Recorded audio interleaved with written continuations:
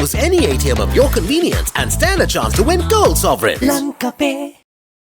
While highlighting that the IMF rules do not allow the country to lend to other countries deemed to have unsustainable debt levels, the Minister of Finance claims that Sri Lanka commenced the process of restructuring its debt parallel to negotiating the macroeconomic reform program with the IMF.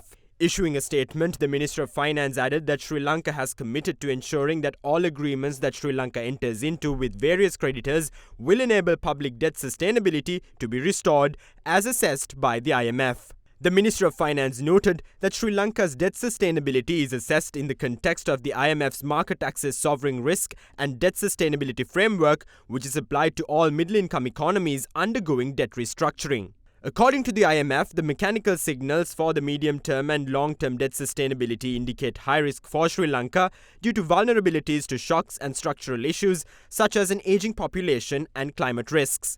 The Finance Ministry is of the view that the market access sovereign risk and debt sustainability framework model are not open for negotiation and added that the projections of the model are updated regularly, particularly at the IMF program reviews that happen every 6 months. Further, the ministry stated that the debt restructuring targets in particular, once designed, become stable parameters and cannot be changed unless there is evidence of a significant change in circumstances that make the targets unviable.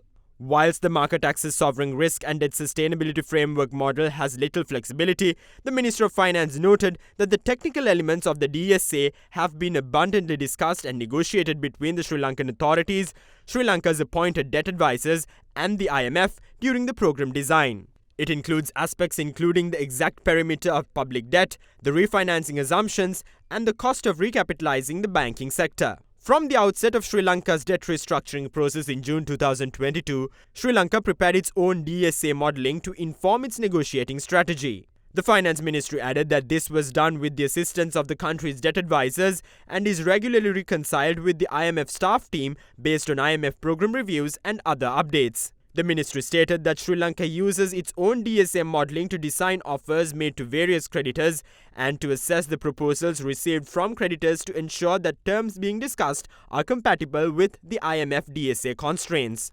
Similarly, Sri Lanka's creditors in most cases formulate their own DSA modelling to inform their negotiating positions. Whenever Sri Lanka reaches agreements in principle on restructuring terms with a particular group of creditors, the IMF is called upon to confirm, as the independent actor, that the negotiated terms indeed provide the required debt relief in order to comply with the debt targets, and added that in doing so, the IMF may use its own judgment in addition to the mechanism outcome to render its assessment.